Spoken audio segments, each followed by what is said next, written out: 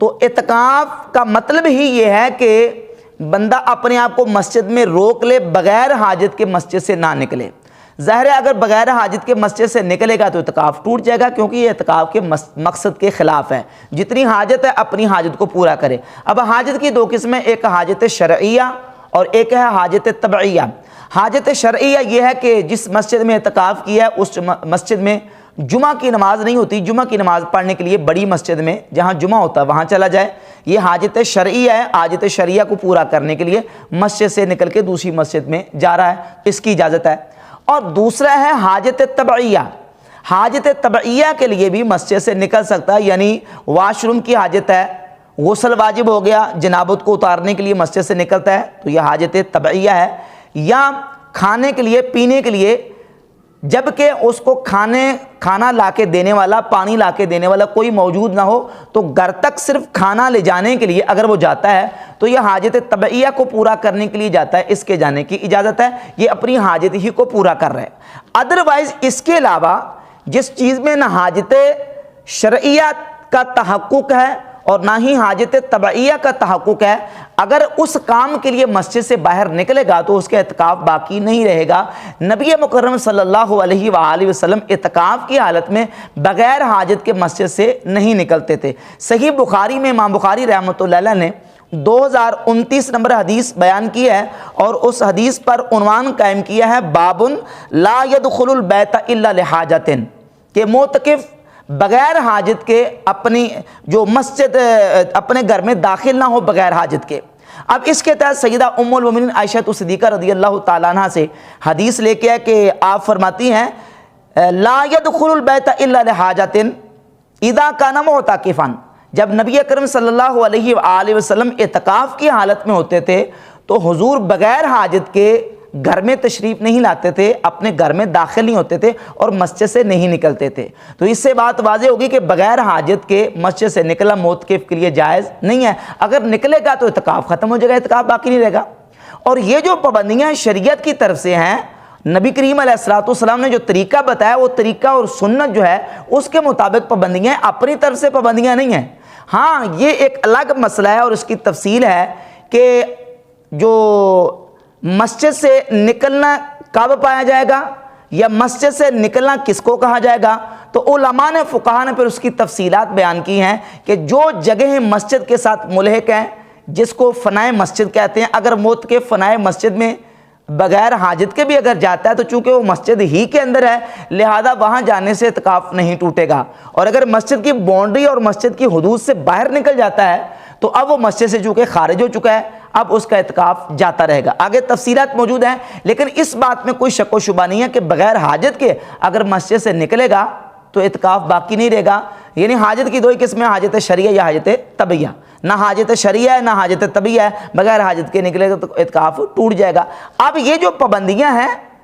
کوئی اپنی طرف سے سختی نہیں کر سکتا ہے، نہ اپنی طرف سے کوئی پابندی لگا سکتا ہے۔ جو احادیث میں پابندیاں اور قیود و شرائط بیان کی گئی ہیں اس کے مطابق ہمیں عمل کرنا پڑے گا۔ اب انجینئر محمد علی مرزا کی چونکہ عادت ہے کہ اس نے لوگوں کو اپنی طرف سے ناجائز قسم کی سہولتیں پیش کرنی ہوتی ہیں۔ پہلے نماز کے حوالے سے یہ کہتا کہ سنتے ہیں، نوافل اور باقی جو وطر ہیں، سنتے اور وطر پڑھنا تو پڑھ لیں گے تو ثواب ہے، نہ پڑھ دو کوئی گناہ نہیں، بس 17 رکعتیں نمازوں کی پڑھیں، 5 کی باقی چھٹی۔ اسی طریقے سے 2 نمازیں کٹھی رافضیوں کی طرح، ظہر عصر کٹھی، مغرب عشاء کٹھی آپ پڑھیں، کوئی حرج نہیں ہے، آپ جناب دبا کے رکھے کام کو۔ اب اس میں بھی سہولت دی، اور اب جب اعتکاف کی بات آئی تو پھر بھی حنفیوں کو ٹارگٹ کیا اور کہا کہ یہ اپنی طرف سے سختیاں کرتے ہیں۔ اعتکاف بڑا آسان ہے، آپ اعتکاف میں اپنے گھر بھی جا سکتے ہیں، اپنے گھر بھی جا سکتے ہیں، کوئی پیغام دینا ہے تو پیغام دینے کے لیے بھی جا سکتے ہیں، حتیٰ کہ کہتا ہے اس سے بھی زیادہ آسان ہے اعتکاف۔ نبی صلی اللہ علیہ وآلہ وسلم تو اپنی بیوی حضرت صفیہ رضی اللہ تعالیٰ عنہ کو چھوڑنے کے لیے ان کے گھر تک چلے جاتے تھے۔ تو اب چونکہ ایک حدیث کا معاملہ آ گیا اور یہ حدیث بیان کر کے اس کا ایک غلط مفہوم اس نے پیش کیا ہے، جبکہ اس حدیث کا یہ مضمون اور مفہوم ہرگز نہیں ہے۔ اس حدیث کو بیان کر کے حضرت صفیہ رضی اللہ تعالیٰ عنہ کے حوالے سے امام بخاری نے جو حدیث بیان کی اس کو اگر آپ تفصیل کے ساتھ دیکھتے ہیں تو یہ بات بالکل واضح ہوگی کہ جو مفہوم محمد علی مرزا بیان کر رہا ہے بالکل اس حدیث کا مفہوم اور مضمون وہ نہیں ہے۔ اصل میں دراصل بات یہ ہے کہ نبی کریم صلی اللہ علیہ وآلہ وسلم جب اعتکاف بیٹھتے تو اعتکاف کے دوران نبی کریم علیہ الصلوۃ والسلام کی ازواج طیبات حضور کی زیارت کے لیے آتی ہیں۔ حضرت صفیہ بنت حیی رضی اللہ تعالیٰ عنہ نبی پاک علیہ الصلوۃ والسلام کی زیارت کے لیے مسجد میں آئیں۔ جب حضور کی زیارت کر چکی تو اب اپنے گھر کی طرف جانے لگی تو نبی پاک علیہ الصلوۃ والسلام ان کے ساتھ ہوئے اور کہا کہ میں آپ کے ساتھ چلتا ہوں۔ اب جب حضور علیہ الصلوۃ والسلام ان کے ساتھ چلے تو حدیث میں آتا ہے کہ اذا بالغت باب المسجد عند باب ام سلمہ تھا، یہ صحیح بخاری کی 2035 نمبر حدیث ہے۔ جب ام سلمہ کے دروازے کے قریب جو مسجد نبوی کا دروازہ تھا، حضرت صفیہ اس دروازے تک پہنچی تو دو صحابہ حضرت اسید ابن حضیر اور حضرت عباد بن بشر رضی اللہ تعالیٰ عنہ، یہ دونوں صحابہ نبی کریم علیہ الصلوۃ والسلام کے سامنے آئے تو حضور نے فوراً ان کو فرمایا کہ یہ صفیہ بنت حیی ہیں، یعنی ان صحابہ کو بدگمانی سے بچانے کے لیے کہ تاکہ ان کے ذہن میں کوئی بدگمانی نہ ہے کہ یہ عورت کون ہے۔ تو حضور نے فرمایا کہ یہ صفیہ رضی اللہ تعالیٰ عنہ ہے۔ تو انہوں نے فوراً عرض کی سبحان اللہ، اللہ اکبر، یا رسول اللہ ہم یہ کیسے خیال کر سکتے ہیں؟ تو نبی پاک صلی اللہ علیہ وآلہ وسلم نے فرمایا کہ بے شک شیطان انسان کے اندر اس طرح گردش کرتا ہے جس طرح اس کی رگوں میں خون گردش کرتا ہے۔ تو حضور نے ان کو بدگمانی سے بچانے کے لیے فوراً بتا دیا کہ یہ صفیہ، اور یہ حضرت صفیہ ام المؤمنین رضی اللہ تعالیٰ عنہ نبی کریم علیہ الصلوۃ والسلام کی زیارت کر کے جب گئیں تو حضور نے ان کو کہاں تک چھوڑا؟ امام بخاری نے اس حدیث کا جو عنوان اور چیپٹر کا باب قائم کیا ہے وہ باب دیکھ لیں، مسئلہ بالکل حل ہو جائے گا۔ امام بخاری باب قائم کرتے ہیں حل یخرج المعتکف لحوائجہ الی باب المسجد، کیا معتکف کسی حاجت کے لیے مسجد کے دروازے تک جا سکتا ہے؟ سمجھ آ رہی بات کی؟ کیا معتکف کسی حاجت کے لیے مسجد کے دروازے تک جا سکتا ہے؟ اور پھر اس کے نیچے یہ حدیث لے کے آئے، ثابت یہ کر رہے ہیں کہ نبی کریم علیہ الصلوۃ والسلام حضرت صفیہ رضی اللہ تعالی عنہ کو چھوڑنے کے لیے مسجد شریف کے دروازے تک گئے تھے۔ تو اس سے تو بالکل بات یہ، اس سے تو اس کا مدعا بالکل ثابت ہوتا ہی نہیں ہے کہ حضور علیہ الصلوۃ والسلام ان کو چھوڑنے کے لیے ان کے گھر تک جاتے تھے، یعنی گویا کہ مرزا یہ باور کروانا چاہتا ہے کہ حضور مسجد سے نکل کے، یا سیدہ صفیہ کا گھر کوئی شاید کو 2-4 کلومیٹر دور تھا، وہاں تک ان کو چھوڑنے کے لیے جاتے تھے، حالانکہ اس حدیث میں یہ بات موجود نہیں ہے۔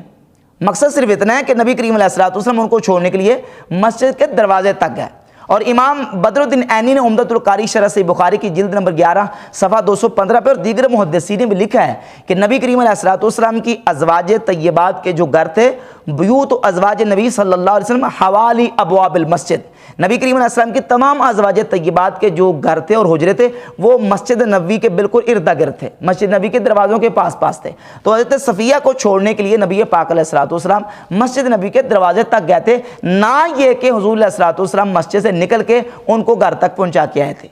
تو اب یہ لوگوں کو کیا، لوگوں کے اعتکاف نہیں توڑا رہا، لوگوں کے اعتکاف خراب نہیں کروا رہا، اور پھر اپنی طرف سے گڑ گڑ کے صرف لوگوں کو اپنی طرف مانوس کرنے کے لیے، تاکہ لوگ میری طرف مانوس ہوں اور کہیں کہ یہ بڑی سہولتیں دیتا ہے اور یہ بڑا آسان دین پیش کرتا ہے، لوگوں کو مانوس کرنے کے لیے لوگوں کی نمازیں بھی ضائع کروا رہا ہے، خراب کروا رہا ہے، اور لوگوں کے اعتکاف بھی توڑا رہا ہے، اور پھر کہتا ہے بڑا آسان ہے اعتکاف، آپ اپنے گھر بھی پیغام دینے کے لیے جا سکتے ہیں، اور کل کو یہ بھی کہے گا کہ آپ اپنی دکان کا شٹر اپ کرنے کے لیے بھی جا سکتے ہیں، شام کو شٹر ڈاؤن کرنے کے لیے بھی جا سکتے ہیں، شام کو ملازموں سے اپنی دکان کا کاروبار کا حساب کروانے کے لیے بھی جا سکتے ہیں۔ تو باقی پیچھے رہ کیا گیا؟ جبکہ سیدہ عائشہ فرماتی ہے، صحیح بخاری کی 2029 نمبر حدیث ہے کہ حضور علیہ الصلوۃ والسلام بغیر حاجت کے اپنے گھر میں داخل نہیں ہوتے تھے۔ اور پھر اگلی جو حدیث ہے وہ تو بالکل بات واضح کر دیتی ہے کہ نبی پاک صلی اللہ تعالی علیہ وآلہ وسلم جب اعتکاف میں ہوتے تھے تو اب یہ جو غسل کا مسئلہ ہے، پہلے یہ سمجھیں کہ یہ اس حدیث سے متعلق ہے۔ غسل کی 2 قسمیں ہیں، ایک ہے غسل جنابت اور ایک ہے غسل برودت۔ اس بات پر کسی کا اختلاف نہیں ہے کہ غسل جنابت اتارنے کے لیے معتکف مسجد سے باہر جا سکتا ہے، ظاہر ہے یہ حاجت طبی ہے۔ اب غسل برودت یعنی ٹھنڈک حاصل کرنے کے لیے، تازگی حاصل کرنے کے لیے، اور جناب وہ ٹھنڈک حاصل کرنے کے لیے اگر غسل کرتا ہے، اس کو غسل برودت کہتے ہیں۔ اب سوال یہ پیدا ہوتا ہے کہ کیا غسل برودت، ٹھنڈک حاصل کرنے کے لیے غسل کرنا، یہ حاجت طبعی میں داخل ہے یا حاجت شرعی میں داخل ہے؟ نہ یہ حاجت طبعی ہے نہ ہی حاجت شرعی ہے۔ اگر یہ حاجت طبعی ہوتی تو خود رسول اللہ صلی اللہ علیہ وآلہ وسلم اعتکاف کی حالت میں مسجد شریف سے نکلتے اور اپنے گھر جا کے حضور غسل فرماتے، جبکہ ایسا نہیں ہوا، بلکہ سیدہ عائشہ صدیقہ رضی اللہ تعالیٰ عنہ فرماتی ہیں، صحیح بخاری کی 2046 نمبر حدیث ہے، امام بخاری نے باب کا عنوان قائم کیا المعتکف یدخل رأسہ البیت للغسل، کہ معتکف اپنے سر کو داخل کرے گا اپنے گھر میں غسل کے لیے۔ اب اس میں حدیث لے کے سیدہ عائشہ فرماتی ہے کہ انا کانت ترجل النبی صلی اللہ علیہ وسلم وہی حائض، وہ فرماتی ہے کہ نبی کریم علیہ السلام جب اعتکاف پہ ہوتے تھے، مجھے جب حیض بھی ہوتا تھا، یعنی اس طرح کا معاملہ میرے ساتھ پیش آتا تھا، تو میں حضور کے سر مبارک میں کنگھی کرتی تھی، وَهُوَ مُعْتَكِفٌ فِي الْمَسْجِدِ، اور حضور مسجد میں معتکف ہوتے تھے، وَهِيَ فِي حُجْرَتِهَا يُنَاوِلُهَا رَأْسَهُ، یعنی حضور علیہ السلام مسجد میں رہتے تھے اور حضور اپنا سر مقدس آگے کرتے تھے، میں حضور کا سر بھی دھو دیتی تھی اور حضور کے سر مبارک میں کنگھی بھی کر دیتی تھی۔ تو اس سے یہ بات بالکل واضح ہوئی کہ نبی کریم علیہ السلام نے غسل برودت کے لیے مسجد سے نکل کے اپنے گھر میں یا حجرہ سیدہ عائشہ رضی اللہ تعالیٰ عنہ میں تشریف نہیں لے گئے، تو بالکل بات واضح ہوگی کہ غسل برودت کے لیے مسجد سے نکلنا یہ جائز نہیں ہے۔ ہاں اگر غسل خانہ مسجد کی باؤنڈری کے اندر موجود ہے، فرائے مسجد میں موجود ہے، تب تو فقہاء نے اس پر تفصیل لکھی ہے کہ وہ اگر جائے گا تو اعتکاف نہیں ٹوٹے گا، لیکن یہ نہیں ہے کہ غسل برودت کرنے کے لیے وہ مسجد سے خارج ہو جائے یا گھر میں چلا جائے، ٹھنڈک حاصل کرنے کے لیے غسل کرتا ہے، تو اس کی قطعاً ہرگز اجازت نہیں ہے، جو جائے گا اس کا اعتکاف باقی نہیں رہے گا، اور نبی کریم علیہ السلام کی سنت سے یہ بات بالکل واضح ہوگی۔ اور اب رہ گیا مسئلہ جنازے کا، کہ آیا معتکف جو ہے وہ جنازہ پڑھنے کے لیے جا سکتا ہے کہ نہیں جا سکتا؟ تو جنازہ پڑھنا بھی نہ تو حاجت طبعی میں داخل ہے نہ حاجت شرعی میں داخل ہے، بلکہ سنن ابی داؤد میں ایک حدیث موجود ہے، 2473 نمبر حدیث ہے، ام المومنین سیدتنا عائشہ صدیقہ رضی اللہ تعالیٰ عنہ فرماتی ہیں، اور یہ حدیث کو ناصر الدین البانی مرزا کے آئنسٹائن نے اس حدیث کو حسن صحیح لکھا ہے۔ سیدہ عائشہ فرماتی ہیں السنۃ علی المعتکف الا یعود مریضا، سنت یہ ہے کہ معتکف کسی مریض کی عیادت بھی نہ کرے، ولا یشہد جنازۃ، اور نہ ہی کسی جنازے میں شریک ہو، ولا یمس امرأۃ، اور کسی اپنی بیوی کو چھوئے بھی نہیں، ولا یباشرھا، اور اس سے مباشرت بھی نہ کرے، ولا یخرج لحاجۃ الا لما لا بد منہ، بغیر اس حاجت کے جو بہت ضروری ہو اس کے علاوہ اس کو مسجد سے نکلنے کی اجازت نہیں ہے، ولا اعتکاف الا بصوم، اور روزے کے بغیر بھی اعتکاف درست نہیں ہے، ولا اعتکاف الا فی مسجد جامع، اور ایسی مسجد میں اعتکاف کرے گا جہاں نماز قائم ہوتی ہے۔ تو اس حدیث سے بھی بالکل واضح ہو گیا کہ معتکف جنازہ پڑھنے کے لیے مسجد سے نہیں نکل سکتا، اگر نکلے گا تو اس کا اعتکاف باقی نہیں رہے گا۔ اور اس کے ساتھ باقی رہ گیا معتکف کا اعتکاف کی حالت میں مسجد کے محراب میں جانا، ایک غلط العوام مسئلہ ہے، اس کی وضاحت بھی، اور مرزا نے جو حنفیوں پر ایک مسئلہ تھوپنے کی کوشش کی اس کی وضاحت بھی انشاءاللہ کروں گا۔ کہتا ہے جی کہ ہم جب چھوٹے ہوتے اعتکاف بیٹھتے تھے تو ہمارے قاری صاحب کہتے تھے کہ مسجد کے محراب میں نہیں جانا، مسجد کے محراب میں جائیں تو اعتکاف ٹوٹ جاتا ہے۔ حالانکہ یہ فقہ حنفی کا ہرگز مسئلہ نہیں ہے، کوئی قاری صاحب یا کوئی امام صاحب ایک مسئلے سے ناواقف ہوں تو یہ ایک الگ مسئلہ ہے، فقہ حنفی کا یہ مسئلہ نہیں ہے۔ مسجد کا محراب یہ مسجد ہی کا حصہ ہے، اگر معتکف بلا ضرورت بھی وہاں جائے گا تو اس کے اعتکاف میں کوئی خلل واقع نہیں ہوگا۔ ہاں دوسرا مسئلہ جو مرزا نے ایک غلط بیانی کرتے ہوئے چھوڑا ہے وہ میں اس کی وضاحت کرنی ضروری سمجھوں گا، اس پر ایک میرا کلپ بھی موجود ہے محراب، مسجدوں کے محراب کے حوالے سے، کیا مسجد کے محراب بدعت ہے؟ میں نے الحمدللہ ڈیٹیل کے ساتھ اس کی پوری تفصیل بیان کی ہے کہ یہ مسجد کے محراب کب بنے اور کس طریقے سے بنایا گیا، اور یہ ساری تفصیلات اس میں موجود ہیں۔ البتہ صرف یہ مسئلہ بتانا مقصود ہے کہ مسجد کے محراب میں اگر امام نماز پڑھانے کے لیے کھڑا ہوتا ہے تو اب آیا کہ امام مسجد کے محراب میں کھڑا ہو تو اس کا کھڑا ہونا درست ہے؟ تو یہ بات یاد رکھیں کہ مسجد کا یہ جو محراب سوری ہے، تاک کی شکل میں، یہ جو ایک تاک کی شکل میں چھوٹا سا کمرہ نما مسجد کے فرنٹ پہ بنایا جاتا ہے، اس کو محراب سوری کہتے ہیں۔ سوری یعنی ایک صورت، ایک چھوٹی سی عمارت اور چھوٹا سا تاک بنا دیا جاتا ہے۔ یہ نبی کریم علیہ السلام کے زمانہ طیبہ میں مسجد کے محراب نہیں تھے،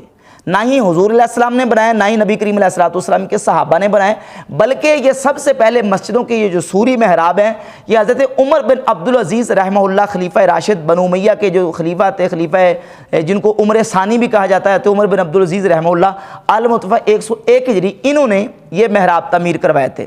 جب یہ مسئلہ پیش آیا محراب میں کھڑے ہو کے نماز پڑھانے کا، تو بہت سارے تابعین تبع تابعین بھی اس پر فتوے دیے کہ اگر امام مکمل طور پر محراب میں کھڑا ہو کے نماز پڑھائے گا